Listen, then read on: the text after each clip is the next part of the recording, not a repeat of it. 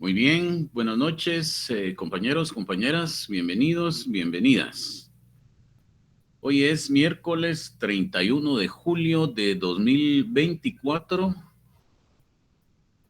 Estamos en el Salón 107 del curso de Recursos Económicos de Centroamérica en la Facultad de Ciencias Económicas de la Universidad de San Carlos de Guatemala.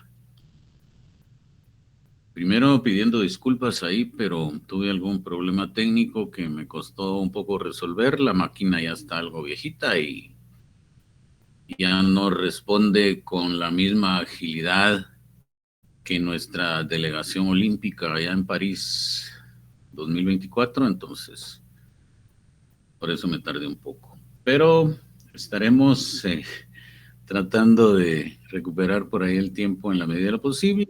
Unos indicadores de carácter demográfico los que tendríamos hoy y pues es una cuestión que no es demasiado difícil de estudiar.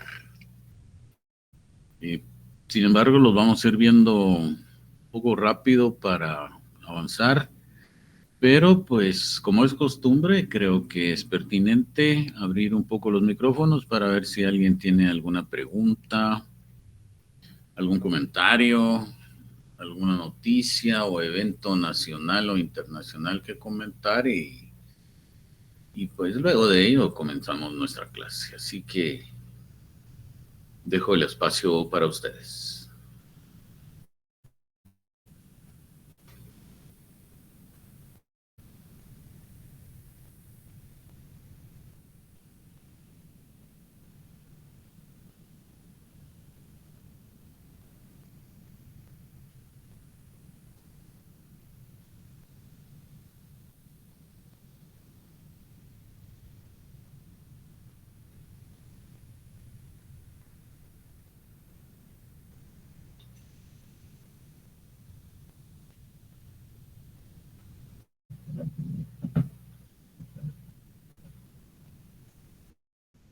Muy bien, veo que no hay ningún comentario, ninguna pregunta, entonces vamos a iniciar con nuestra presentación, estimados compañeros. Vamos a proyectar.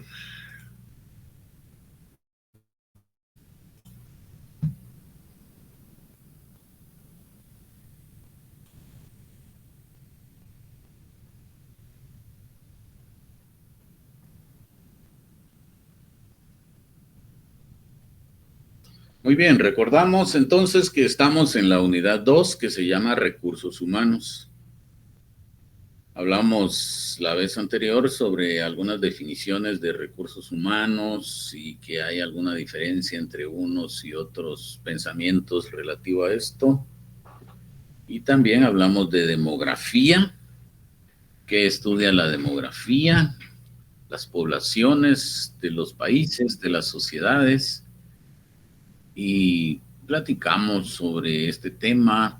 También recuérdense ustedes que hablamos de las entradas, los factores de entrada hacia los aspectos demográficos, que serían, si ustedes se recuerdan, los nacimientos y la inmigración, en tanto que los factores de salida serían las defunciones y la emigración. Y dijimos también que, pues para el caso de los fenómenos migratorios, pues se usa más la palabra migración. Inmigración involucra tanto la inmigración como la emigración, entonces, como se mencionó la vez pasada, deberíamos de estar ya bien conscientes de qué significa una y otra. También es importante resaltar que en este tema de la migración, pues se debe uno detener un poco, aunque tal vez no lo vamos a hacer ahorita porque creo que viene más adelante como un punto específico del curso en esta unidad. Y no debe dejar de pasar sin al menos comentar que Guatemala es un país fuertemente afectado por la migración, y al decir migración incluyo inmigración y emigración. porque creo que algo de eso comentamos el día anterior, en que Guatemala recibe muchos migrantes y no el 100% de los que vienen se van, sino que hay un remanente ahí que se va quedando y se va quedando y se va quedando, que por falta de recursos o no sé qué tipo de decisión puedan tomar, además de los recursos financieros que puedan tener, se quedan en el país y los vemos por ahí en las esquinas de las calles o van caminando por las calles con su familia, con algunas pertenencias, pidiendo dinero, vendiendo bombones, dulces, lo que sea. Entonces hay ingreso de personas de otros países y yo diría que es un importante número de ingresos porque creo que todos los días vienen y vienen y vienen y siguen viniendo. Algunos, por supuesto, siguen su camino a Estados Unidos, pero no todos. ¿Y por qué vienen aquí? Por el hecho definitivamente de que Guatemala es un paso obligado de tránsito desde Sudamérica hacia Estados Unidos. No se puede brincar o pasar volando el territorio guatemalteco, porque si pudieran, seguro que lo harían.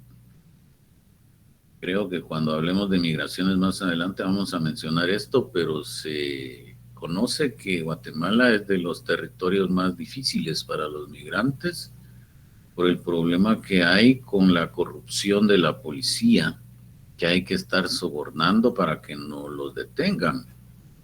Entonces ha llegado a tanto ese hecho que si han escuchado ustedes de la selva del Darién, que es altamente peligrosa allá entre Panamá y Colombia, pues a la hora de pasar, han dicho algunos migrantes, prefieren la pasada de la selva del Darién, por muy peligrosa que sea, que la pasada por Guatemala. Porque en Guatemala les roban, en Guatemala los extorsionan la propia policía, y me imagino que es un calvario para ellos y ya es famosa Guatemala por eso. Entonces es triste, pero en vez de apoyar a los migrantes, porque nosotros tenemos también nuestros propios migrantes, pues estamos quedando mal con ellos, con esa imagen que ha proyectado el país, ¿verdad? Pero es un hecho. Entonces la migración, desde el punto de vista de la llegada, pues es importante, llegan y todos los días llegan más y más y más. Muchos se van, pero algunos se van quedando y ya con el tiempo van haciendo una cantidad importante de personas, pero también con nacionales se van diariamente hacia los Estados Unidos a buscar el sueño americano. Entonces, tanto en inmigración como en emigración hay un flujo constante. Y pues a eso agreguemos los nacimientos y las defunciones que se dan diariamente y entonces tendremos ese movimiento demográfico que es dinámico, ¿verdad? Muy, muy dinámico. Entonces este es uno de los elementos que constituyen el análisis, digámoslo así, desde el punto de vista demográfico de la población guatemalteca y de sus ingresos en personas hacia el país. Hoy lo que vamos a ver son otro tipo de indicadores demográficos que más que todo tienen que ver un poco con la salud. Entonces vamos a hacer una breve descripción de ellos para pues que ustedes se lleven la idea y luego ustedes van a quedar en estudiarlos por su cuenta, porque yo voy a irme un poquitín rapidito para pues terminar este tema hasta cierto punto y luego pasamos a, pues tal vez quieran conversar ustedes algún tema de coyuntura, pero no me quiero detener mucho en ello porque son a veces cálculos matemáticos que pues ustedes pueden efectuar estando en sus procesos de estudio rutinarios, y también aprovechar aquí que no me vaya a fallar otra vez la computadora y mejor mejor avanzamos un poquitín. Muy bien, pasemos a lo siguiente entonces.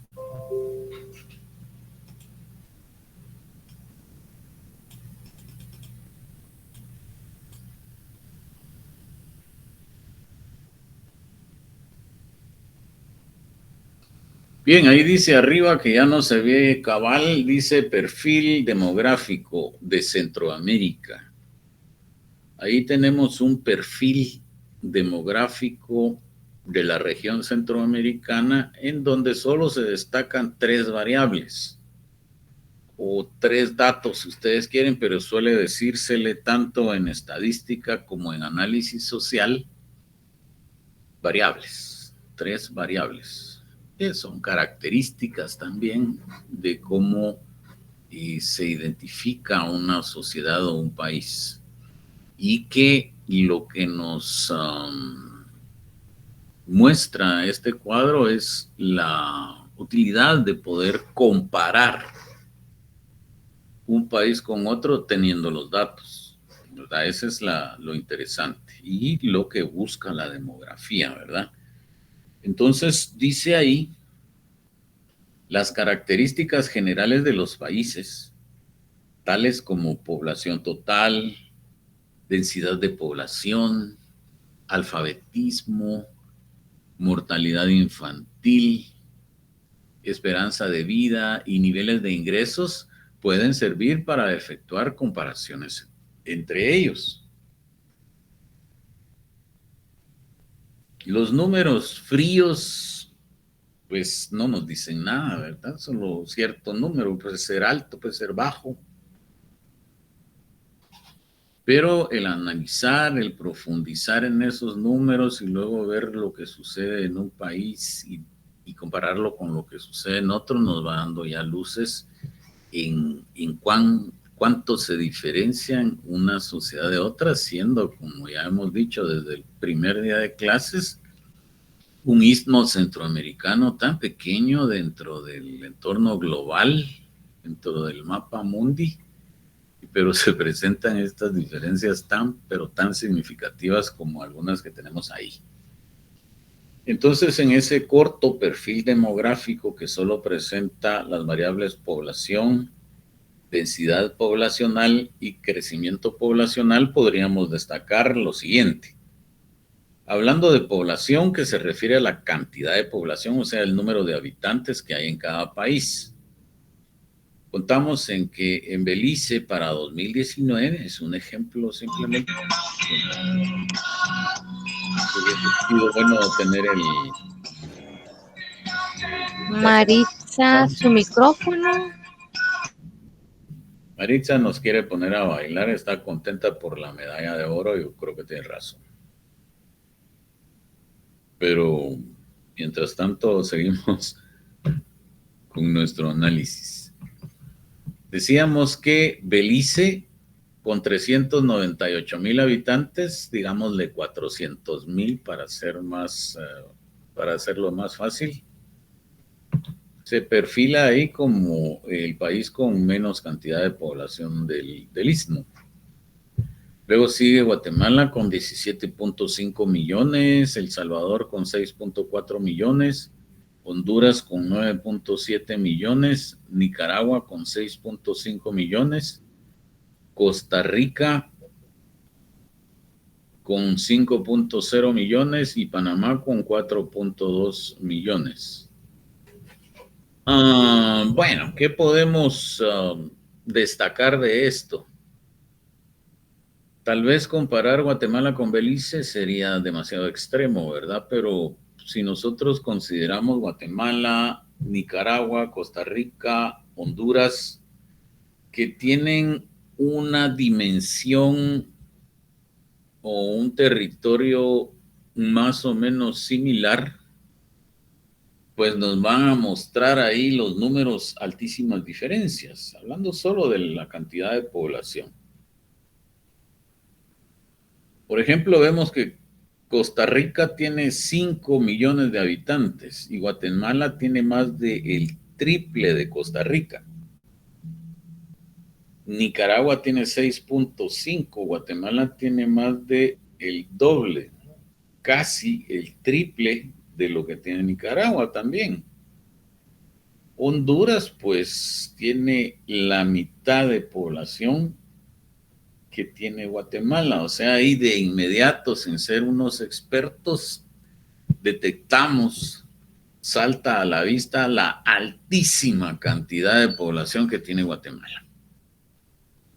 Habría que buscar cuáles son las razones por las cuales el país tuvo tanta, pero tanta población y su evolución en el crecimiento poblacional, pues debería de tenerse algunas causas, ¿verdad? Que sí, efectivamente las ideas las hay, pero veamos primero el ambiente comparativo que se muestra aquí. Creo que la sociedad con la que más nosotros solemos compararnos es con la sociedad costarricense, porque ya decíamos, tenemos una historia común, pues, con todos los países, ¿no? Y tenemos una estructura física, por decirlo de esa forma, o sea, una condición natural, una naturaleza bastante similar a los demás países también. Entonces, los analistas generalmente nos refieren hacia Costa Rica, ¿va? ¿Cómo está Guatemala en comparación con Costa Rica? Suele hacerse mucho eso.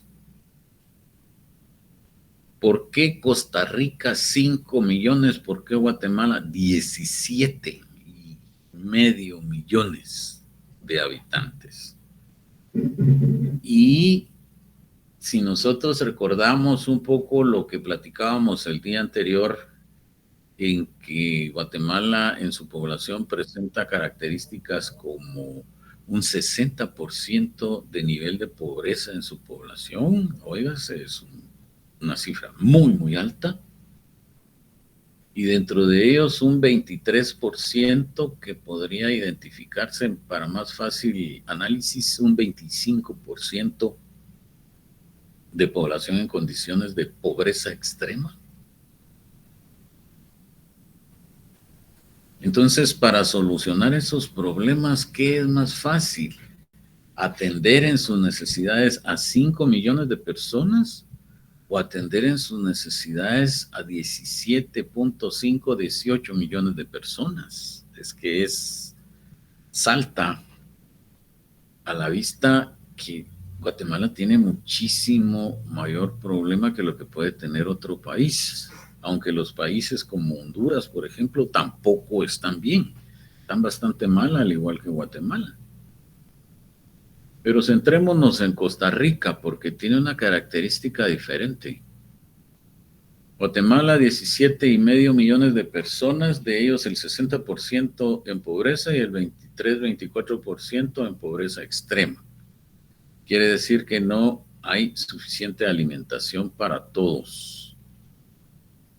Y eso preocupa, pues, porque como decíamos también la vez pasada, además de ser ya una cifra muy alta y de haberse realizado la encuesta en COVID 2023, que nos va a revelar pronto, supuestamente, ¿no? Pronto en el futuro, cuál es esa realidad, porque estamos usando cifras desde 2014 y que se piensa que lo más probable es que suban esos niveles de pobreza y pobreza extrema en vez de que bajen, pues es tremendamente preocupante, ¿no?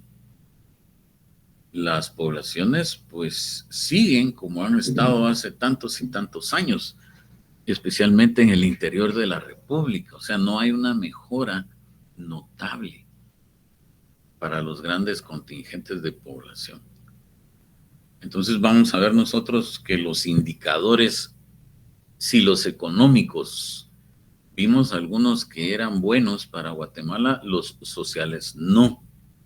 Los indicadores sociales que podríamos decir la educación, la salud, el acceso a agua potable, el acceso a saneamiento en las casas, acceso al trabajo, pues todo eso no está bien en Guatemala pues lo que va a hacer esa condición desfavorable es reproducir la pobreza, a reproducir la extrema pobreza año con año. Y vemos entonces que continuamos de la misma forma con esos indicadores sociales desfavorables, altos índices de pobreza, bajos índices de educación, bajos índices educativos para los estudiantes. Hoy mismo salía en Prensa Libre, salió en Prensa Libre, si no estoy mal, en Prensa Libre fue en Publinews, una de dos, que hay un problema, Publinews creo que fue, hay un problema muy serio aún con las capacidades de aprendizaje y principalmente de lectura de los niños, porque especialmente aquellos que iniciaron su educación en pandemia, hoy día llegan a 5º grado y no saben leer bien. Solo miren ese problema que tiene el país, y no es que sean 2, 3 muchachos, 2, 3 chicos, sino son muchos, pues yo no sé decir cuántos exactamente, pero es una gran cantidad. Ese problema no se ha podido resolver. Es lógico que la pandemia haya provocado una problemática como lo hizo en todos los países de Centroamérica, de Sudamérica y en general, porque la virtualidad nos agarró en frío y pues las escuelas en Guatemala no están preparadas para eso. Pues no podemos hablar ni de que tengan internet y mucho menos que los niños tengan acceso a una computadora y luego que los maestros tengan el diseño de metodologías de enseñanza-aprendizaje por la vía virtual, ¿verdad? O sea, totalmente fritos, pero así se fue la educación 2, 3 años. Del año pasado para acá que viene la recuperación principalmente, pues no ha habido ninguna mejora. Entonces los chicos que andan ahí por el 5º año más o menos, ya van por ahí. ¿Cómo? No sé si se les ha evaluado bien o no tengo idea, pero la cuestión es que no saben leer bien, no saben aprender bien. Y veamos esto, pues si hay dificultad en leer, hay dificultad en aprender. No hay para dónde, chicos. Si nos dan un texto que tenemos que estudiar para poder aprender algún tema y no lo podemos leer bien, ¿cómo lo vamos a aprender bien? O sea, cae por su propio peso, pues. Entonces, esos indicadores educativos que corresponden a los indicadores sociales están mal. Si nos pasamos a indicadores de salud, también siguen mal. Los hospitales de Guatemala con problemas de abastecimiento, no tienen medicinas, las salas de operaciones, la atención de emergencias y la enfermedad común y accidentes totalmente abarrotados. Hay que hacer esperas, los equipos se descomponen, no hay dinero para repararlos, etcétera, ¿no? Y eso es a las personas que tienen acceso a llegar a los hospitales. Estamos hablando de los hospitales nacionales, principalmente en Guatemala, Roosevelt y San Juan de Dios, cosa que se replica en los hospitales departamentales. Y gran cantidad de población que no tiene acceso porque no puede llegar a los hospitales por el hecho de que viven demasiado alejados y no hay caminos, no hay carreteras y si las hubieran no hay vehículos. Total, solo por decir dos, salud y educación por los suelos. Si a eso le agregamos el problema de la gobernabilidad que hemos hablado, creo yo, bastante aquí, vemos el comportamiento político. Hoy día fue otro, no sé, pero por eso hay que yo les recomiendo en la medida de lo posible que puedan ver las sesiones del Congreso de la República.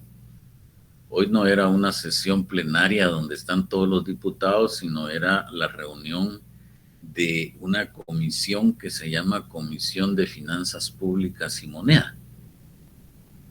Y la Comisión de Finanzas Públicas y Moneda lo que iba a hacer ahora es a discutir sobre una ampliación presupuestaria que pidió el gobierno que se le aprobara para contar con más dinero para lo que resta del año.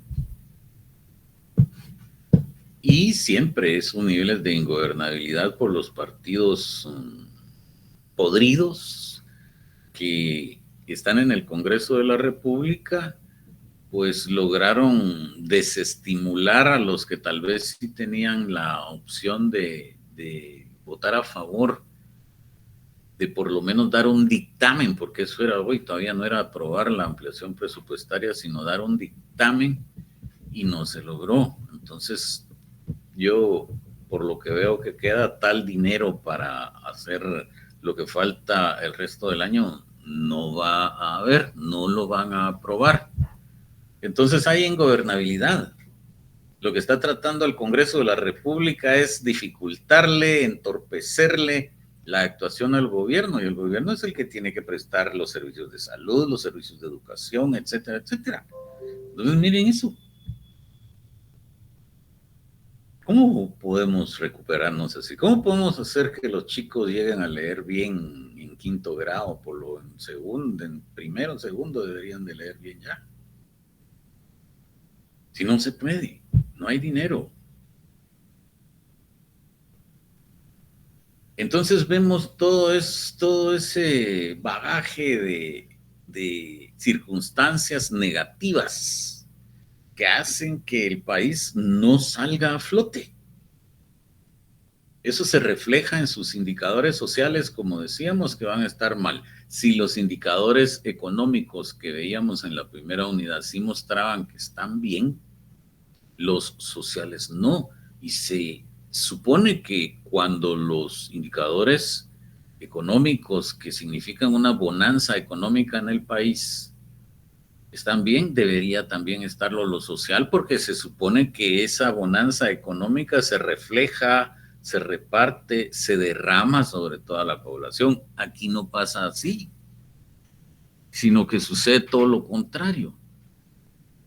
Entonces, esto solo por mencionar de forma muy rápida la condición desfavorable de la sociedad guatemalteca. Venimos ahora y nos ubicamos en Costa Rica. Vamos a encontrar que Costa Rica tiene niveles educativos muy superiores que Guatemala. Tal rezago educativo, al menos al nivel que lo tiene Guatemala, no existe allá. Son más eficientes los ticos para educar a sus chicos. También podemos decir que los problemas de salud que nosotros tenemos, ellos no los tienen.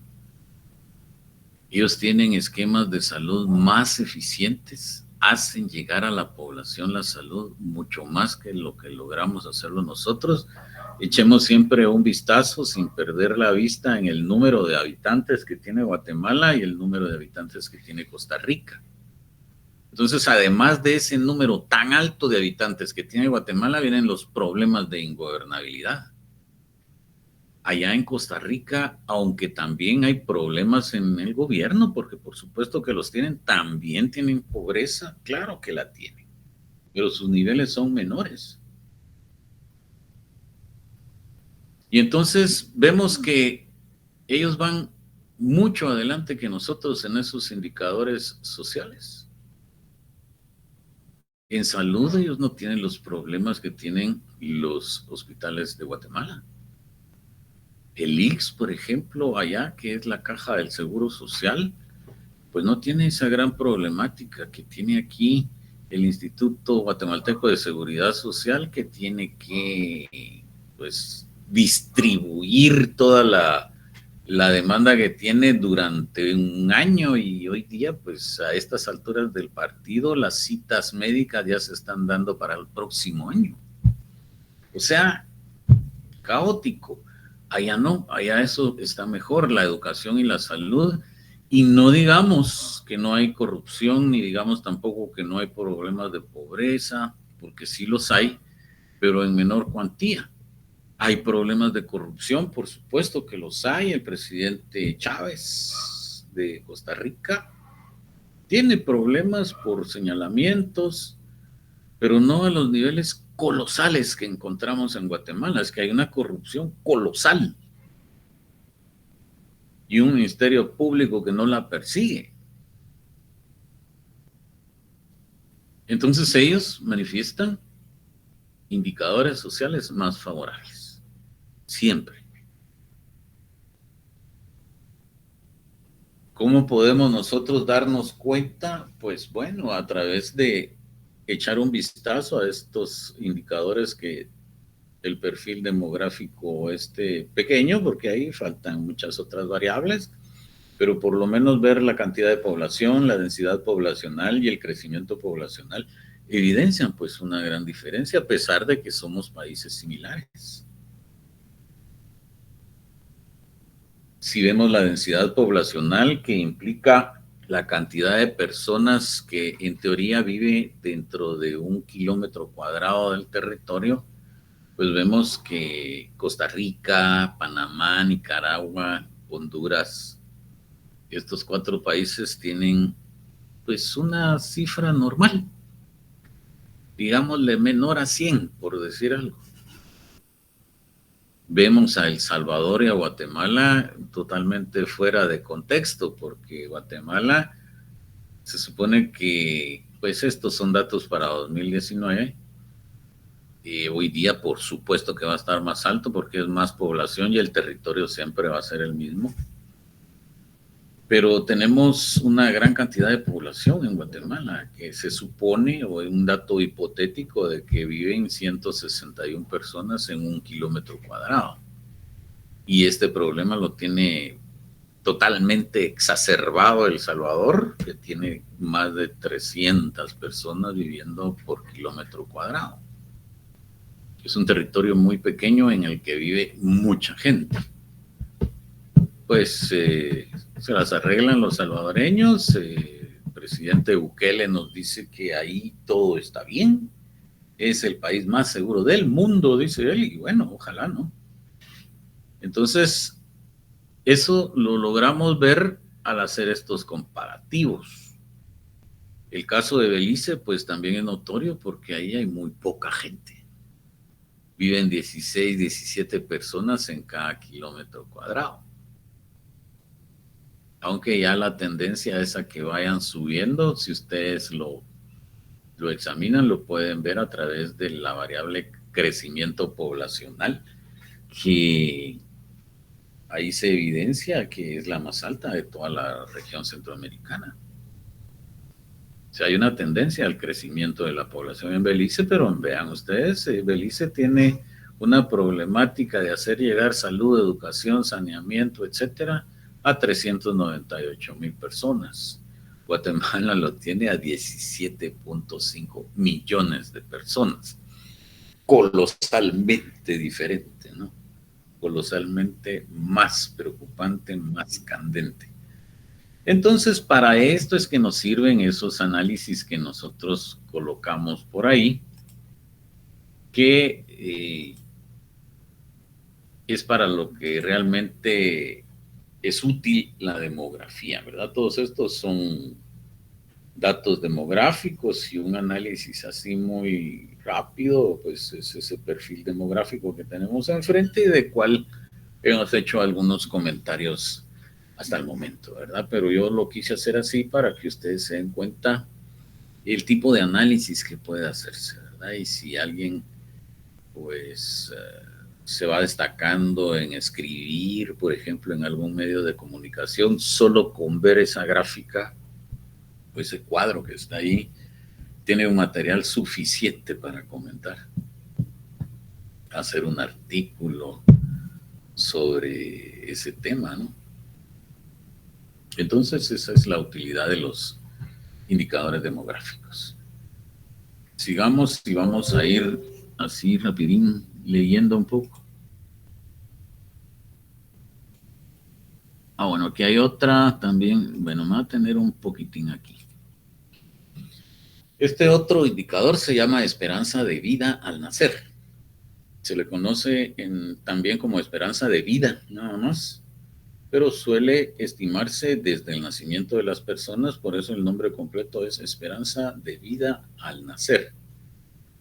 Dice ahí que es un indicador que expresa el número promedio de años que vivirán los miembros de una cohorte o generación hipotética de personas, desde su nacimiento hasta su extinción, de acuerdo con el patrón de mortalidad imperante en la población de interés en un momento particular.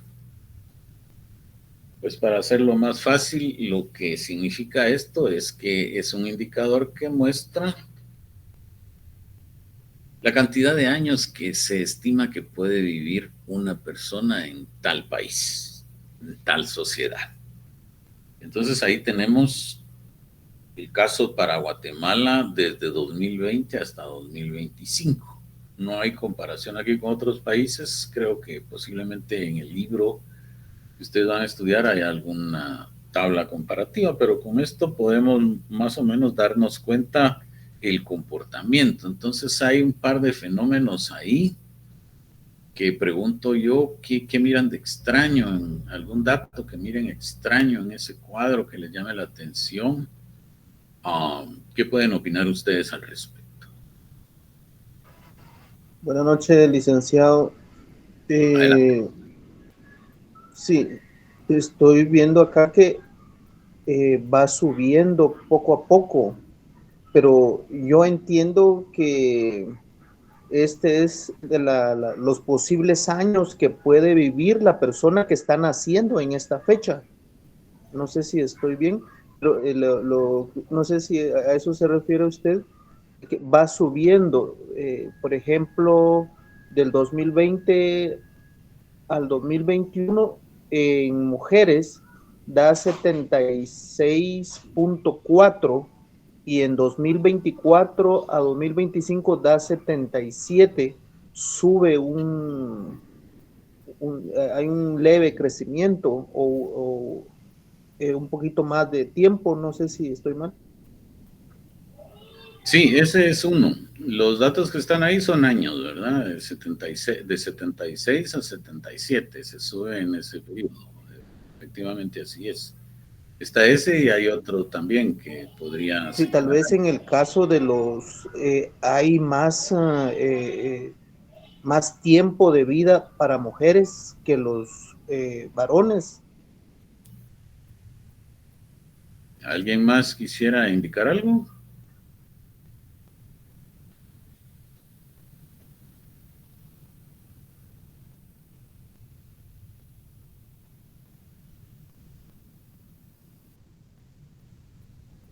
Buenas noches, Lick. Adelante, Wendy, cuéntenos. Pues yo lo que veo, como decía el compañero, era pues un aproximado de años que uno va a vivir y pues me imagino que este estudio se hace año con año. Lo que sí es raro es de que vaya en crecimiento, o sea que tengamos en teoría entre más años de probabilidad de vivir, porque a como está la situación del país, yo creería que la calidad de vida pues ya no es tan buena como la de años atrás, entonces yo hubiese creído que iba a ir en disminución solamente. Sí, gracias, Wendy, por su opinión. No sé si alguien más quisiera decir algo.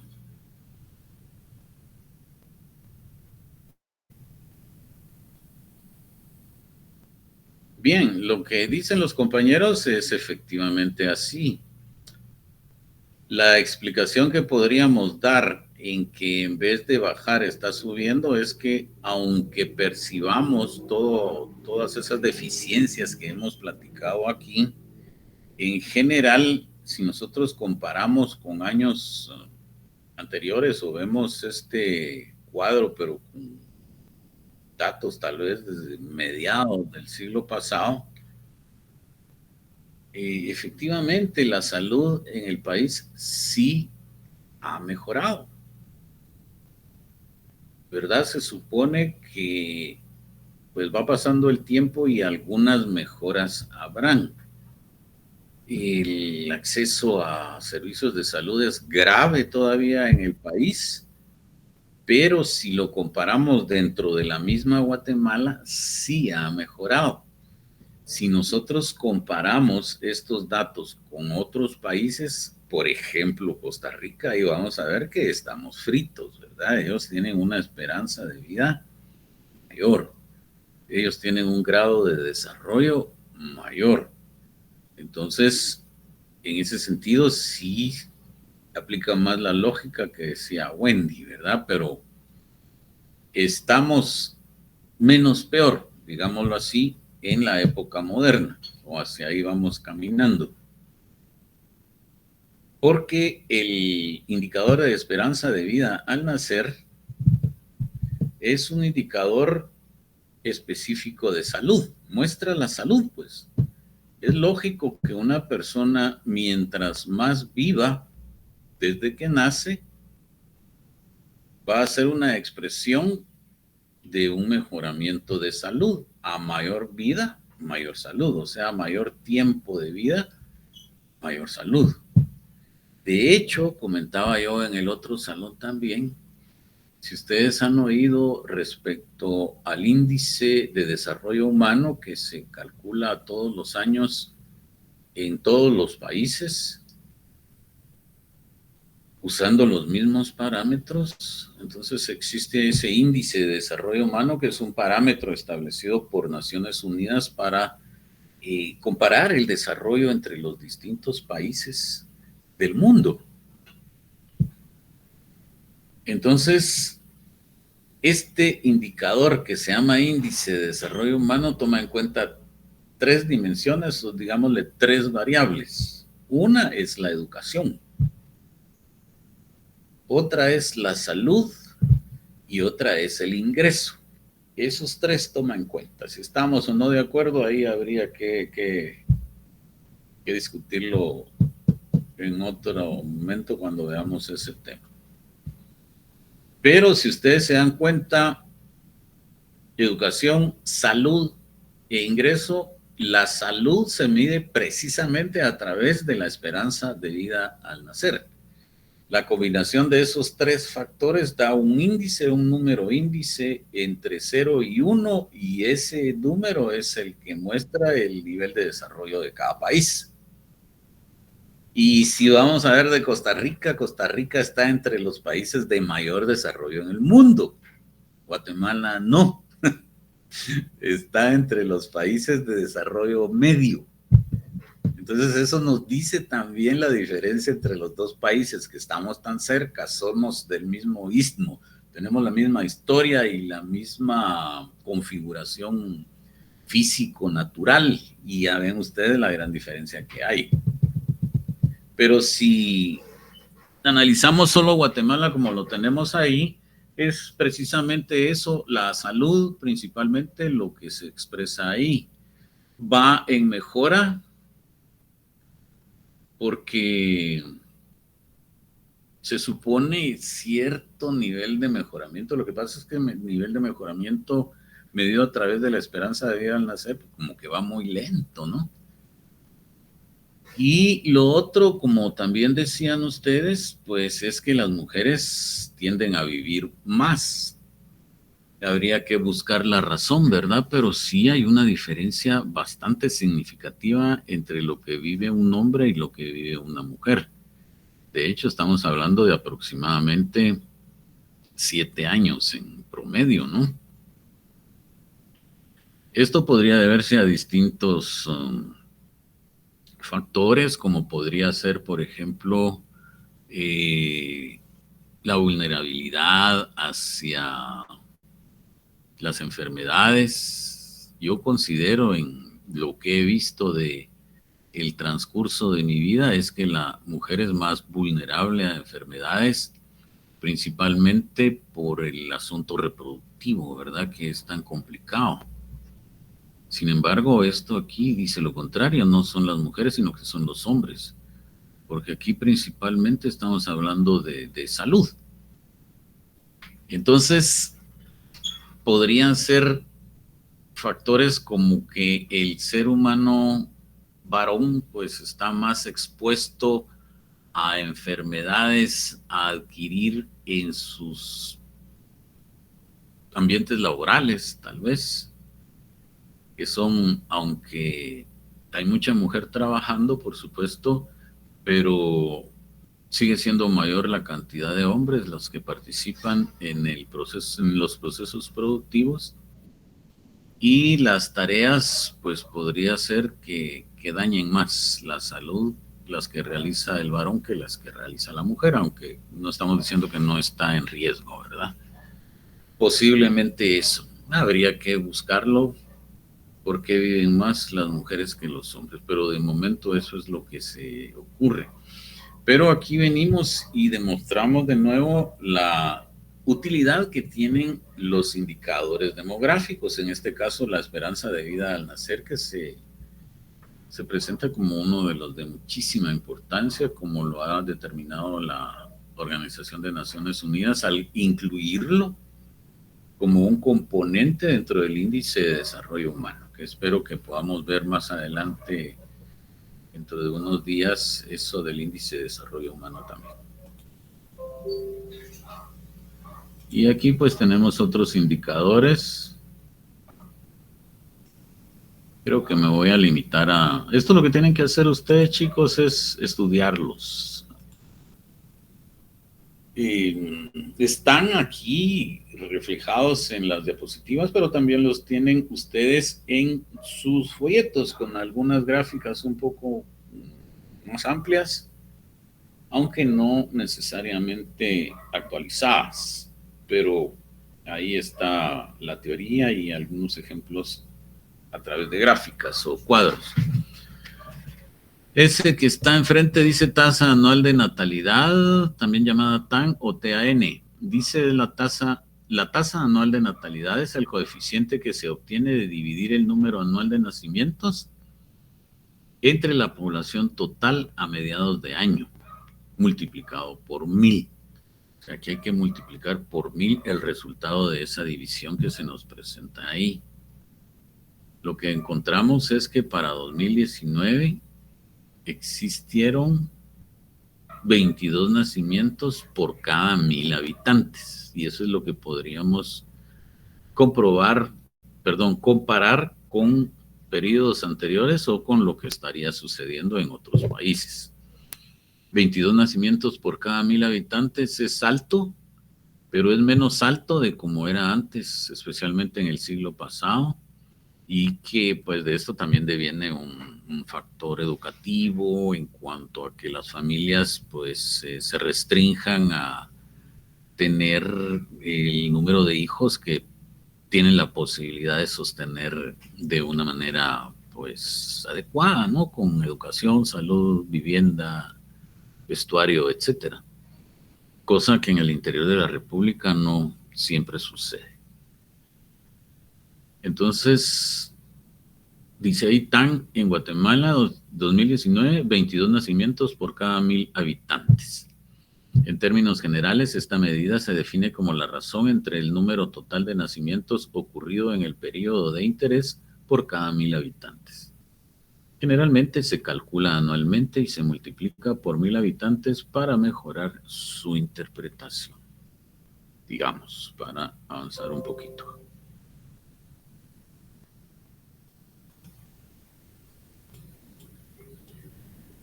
Tasa global de fecundidad, este es un poco más complejo. Leámoslo.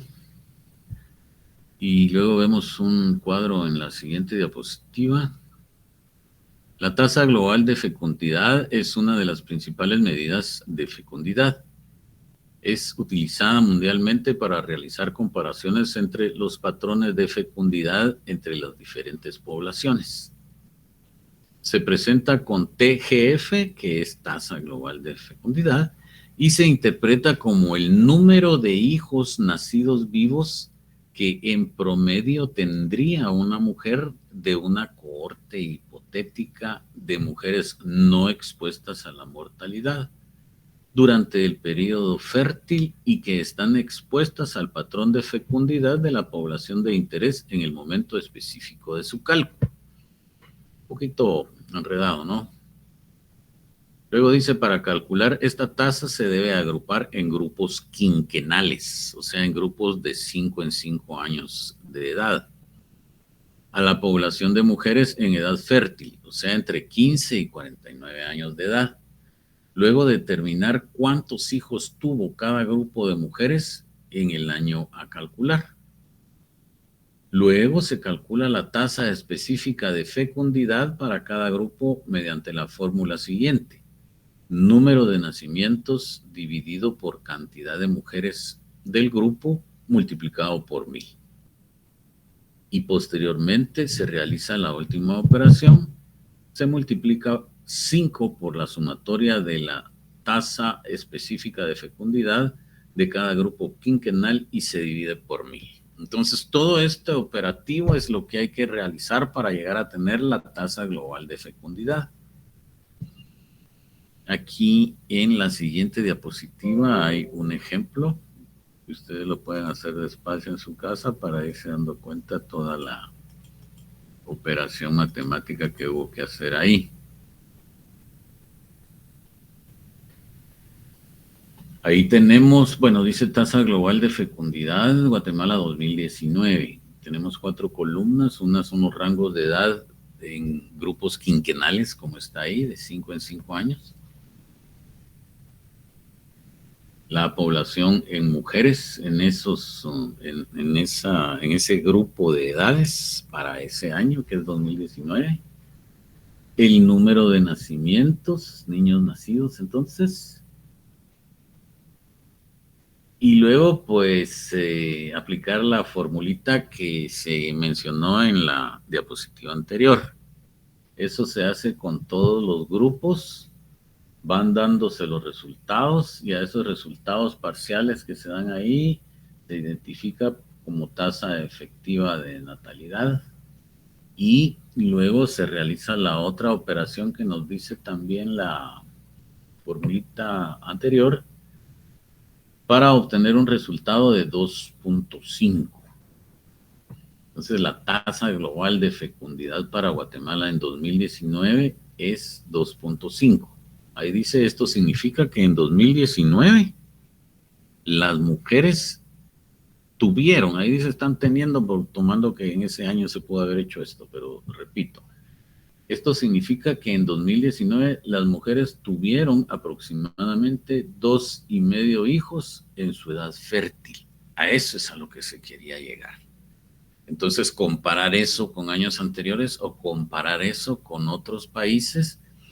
Y casi diría yo que efectivamente Guatemala debe estar un poco más alto que otros países como Costa Rica, ¿verdad? En donde por haber mayor desarrollo allá, la mujer considera un poco más el querer tener hijos durante su edad fértil, ¿verdad? Aquí tenemos un área rural muy complicada en el sentido de educación, donde podría dar entonces estos resultados más altos.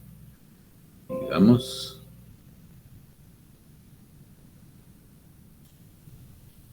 otro se llama tasa anual de mortalidad, TAM. La tasa anual de mortalidad es el coeficiente que resulta de dividir el número anual de defunciones entre la población total a mediados de año, y esto multiplicado por 1000. Y ahí vemos para 2018 el cálculo de la TAM, que si se calcula como hicimos antes la tasa anual de natalidad, pues también se calcula la tasa anual de mortalidad. Y aplicando la operación da 501. Luego dice, como bien se ha dicho antes, la mortalidad y la fecundidad son los principales determinantes del cambio demográfico en una población.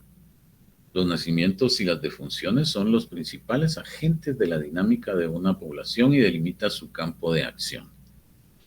Yo diría que este 5.01 es alto, no tan alto como era antes, pero sigue siendo alto en comparación con otros países, ¿verdad? Entonces, eso nos indica también este otro indicador, en relación a la mortalidad. Caminemos. Este es otro en extremo también importante, que se llama, arriba dice tasa anual de mortalidad infantil, TAMI. TAMI. Dice la tasa anual de mortalidad infantil es el coeficiente que resulta de dividir el total de defunciones de niños menores de un año, total de defunciones de niños menores de un año, entre el total de niños nacidos en ese mismo año, y esto multiplicado por 1000. Entonces la TAMI para 2018, que ahí hay unos datos, pues resultó en 7. Y esto indica que 7 niños fallecieron antes de cumplir un año por cada 1000 nacidos vivos en 2018. Dice después, la mortalidad infantil es la que ocurre antes de cumplir el primer año de vida. Su estudio es de gran interés y preocupación dentro del campo sociodemográfico y de la salud. La mortalidad durante el primer año de vida es mucho mayor a la que se presenta en los años posteriores. También la tasa de mortalidad infantil ha sido utilizada como un indicador de las condiciones de salud y mortalidad, e incluso ha sido recomendado su uso como indicador de desarrollo social de las poblaciones. O sea, este indicador es muy, muy importante en todo el mundo. En estimaciones de desarrollo, como dice ahí abajo, también es considerado. Y la desventaja para Guatemala es que presenta una tasa muy alta, muy, muy alta. Ese 7 es muy alto. De hecho, pues ya es menor como fue en años pasados, especialmente desde el siglo pasado, era extraordinariamente alto, pero continúa alto si se compara con otros países. Entonces, el hecho que mueran los niños en su primer año de vida es un indicador de bajas posibilidades de salud, porque se enferman muy fácilmente y de una manera muy grave, y eso implica un sistema de salud no adecuado en los países. Y para Guatemala, pues generalmente se habla principalmente del área rural.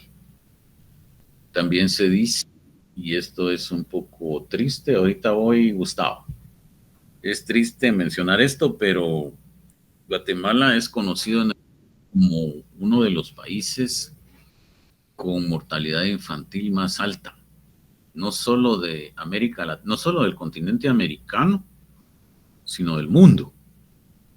Y sus niveles, como este 7, solo son comparables con países de África, en donde se manifiestan las mayores tasas de mortalidad infantil existentes en el planeta.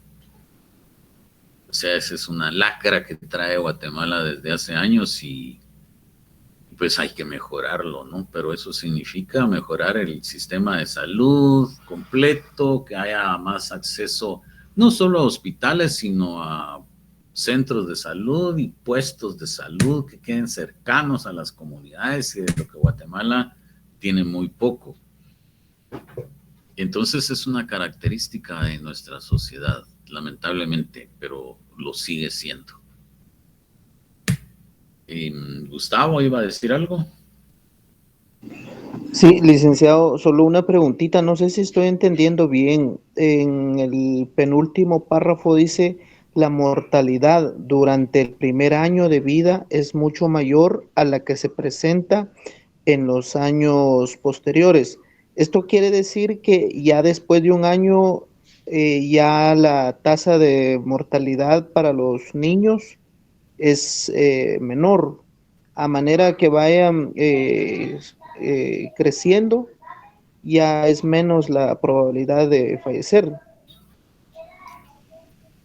Sí, exactamente así es. El asunto es que el primer año es como lo más costoso, especialmente para las madres pobres, en cuanto a lograr una estabilidad en la salud del niño, ¿verdad? Por la vulnerabilidad que existe, e insisto, principalmente en poblaciones rurales, el interior de la República, ¿verdad? Por la falta de acceso a atención en salud existente. No quiere decir que pasado el año ya pasaron de peligro, no, por supuesto que no, pero la mayor vulnerabilidad está en el primer año, eso es lo que quiere decir, y por eso se calcula en los distintos países en el primer año. Es una característica importante para comparar entre los países. Muy bien.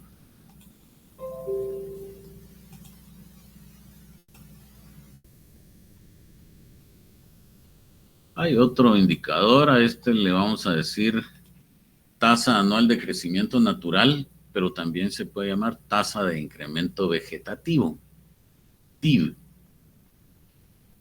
Toma en consideración las variables o hechos demográficos naturales que hacen que una población crezca o disminuya, siendo estos los nacimientos y las defunciones. O sea, aquí deja por aparte la migración, ¿verdad? Solo los naturales, nacimientos y defunciones. Resulta de restar a la tasa anual de natalidad la tasa anual de mortalidad y expresar esto en porcentajes. Generalmente es positivo, y tomando en consideración que las dos tasas a relacionar se miden por cada 1000 habitantes, se hace necesario reducirlas a porcentajes. Entonces, para el año 2019 se tiene un 1.7, ¿verdad? Ese es el crecimiento que se expresa a través de comparar nacimientos y defunciones en un país. Pues habría que hacer alguna comparación con otro país o con el mismo Guatemala para nosotros, en que cómo anda ese 1.7, ¿verdad? ¿Qué significa? Pero no tenemos el cuadro aquí. Yo pienso que en el folleto va a haber un cuadro si ustedes quieren hacer ese tipo de comparación.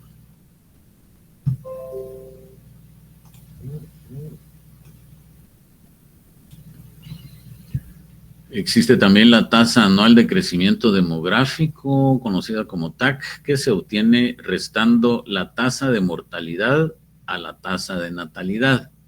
Y a este se le agregan los movimientos, se le quitan o se le suman los movimientos migratorios, o sea, decir TAC igual a TAN menos TAM más menos movimiento migratorio. O sea, decir tasa anual de natalidad menos tasa anual de mortalidad y sumarle el componente que corresponde a la inmigración y restarle el componente que corresponde a la emigración. Habría que ver bien la aplicación de esta fórmula, pero en general lo que hace es combinar los aspectos naturales con los aspectos migratorios.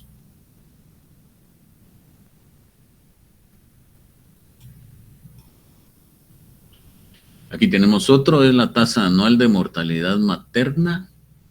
Según dice ahí, de acuerdo a la Organización Mundial de la Salud, la mortalidad materna es la defunción de una mujer mientras está embarazada o dentro de los 42 días siguientes a la terminación de su embarazo, independientemente del sitio y la duración del mismo, debida a cualquier causa relacionada con el embarazo o agravada por el mismo, o su atención, pero no por causas accidentales o incidentales. La razón de mortalidad materna se refiere al número de muertes maternas por cada 100,000 nacidos vivos. Se calcula dividiendo la cantidad de muertes de mujeres por causa del embarazo, del parto y el puerperio entre el total de niños nacidos vivos durante el año en referencia, y todo ello multiplicado por 100,000. Este aquí ya no es 1000, sino 100,000. Luego dice, según datos del Ministerio de Salud Pública y Asistencia Social de Guatemala, en el año 2019 esta tasa reportó 100 muertes por cada 100,000 nacidos vivos. Creo que llegamos a lo mismo, pues será alto, será bajo, pero seguramente es alto, ¿verdad? Por las condiciones de salud y la carencia que tiene el país de atender a las mujeres, especialmente en los lugares muy lejanos, ¿verdad? Ahí tienen que ser atendidas por comadronas que pues tenemos entendido que son personas muy, pero muy bien calificadas para atender los partos, pero a veces el lugar donde este sucede pueda no ser el apropiado, ¿verdad? En general, pues la tasa anual de mortalidad materna también es una característica de un país.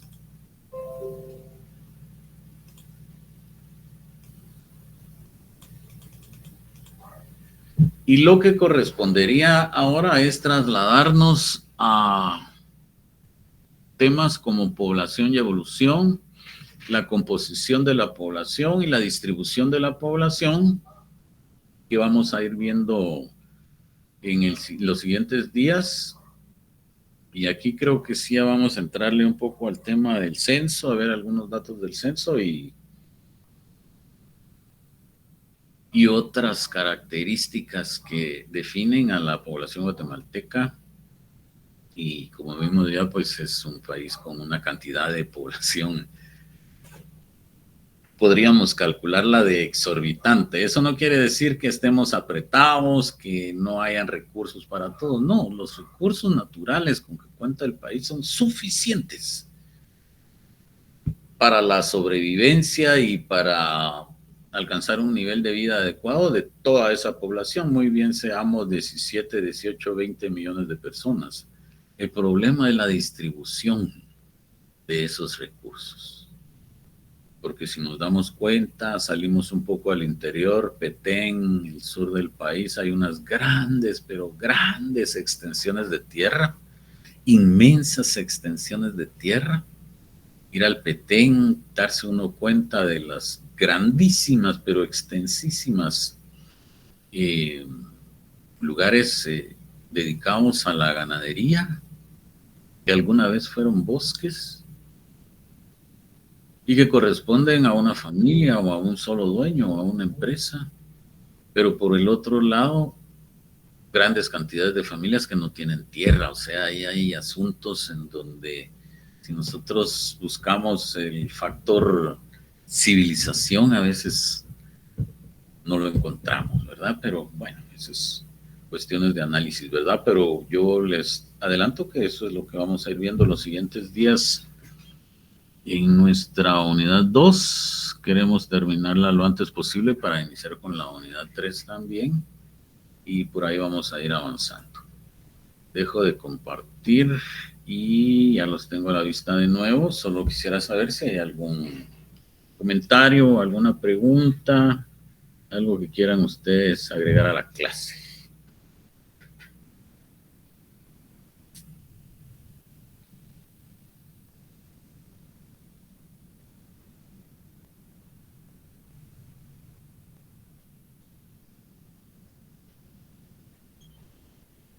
Muy bien, de no haber nada, entonces yo les agradezco su atención.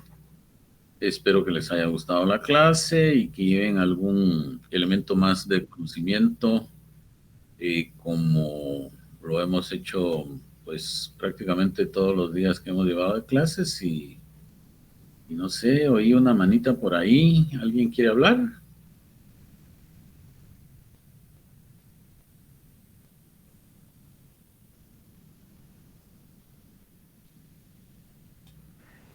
Creo que ya no, licenciado. No, Todos mis compañeros, después de la medalla de oro que vino hoy para Guatemala, sí, estábamos muy emocionados y están exhaustos de emociones. estamos exhaustos de tanto celebrarlo. Está bien. Sí, Muy bien. solo quisiera comentarle, licenciado, ayer el licenciado Edgar Batres nos compartió ahí un documento del INE de la canasta básica. Ya. Yo medio le di ahí una pequeña ojeadita.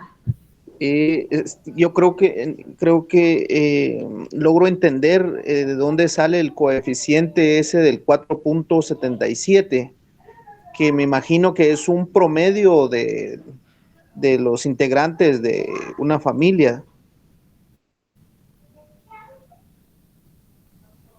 Efectivamente, así es, como platicamos el día anterior de clases.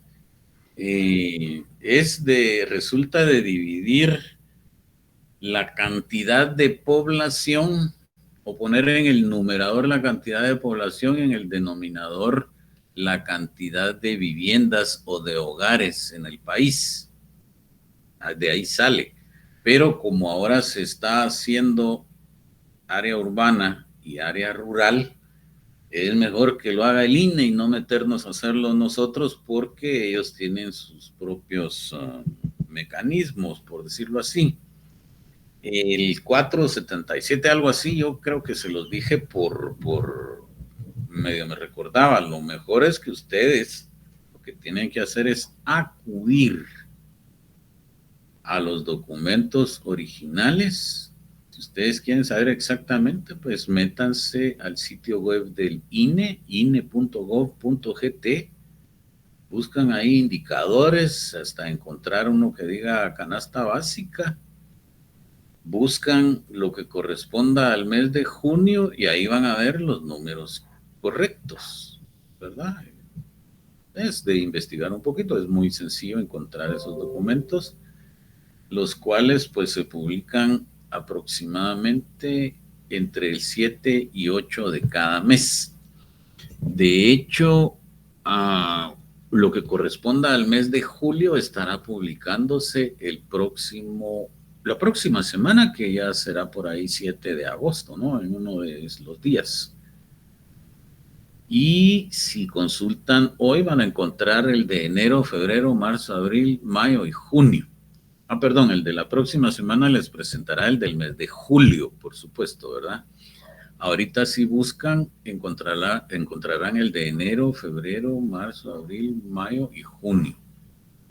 Pero sí vale la pena curiosear un poco ahí, meterse, buscar, aunque el tema canasta básica es bastante técnico, conlleva algunos componentes bastante técnicos que para poder comprenderlos en su totalidad hay que meterse a estudiar mucho, pero sí se da uno la idea y puede entonces ya comprender un poco mejor cómo está manejándose el tema en el país, ¿verdad?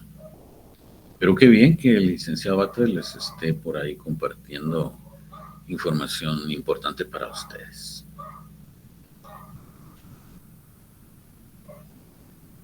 Muy bien, entonces muchísimas gracias chicos por su atención y nos seguimos viendo. Hoy es miércoles, estaríamos viéndonos el próximo lunes en calidad de seres vivos, en vivo, en directo y a todo color, allá en nuestro salón 107, en el edificio S10,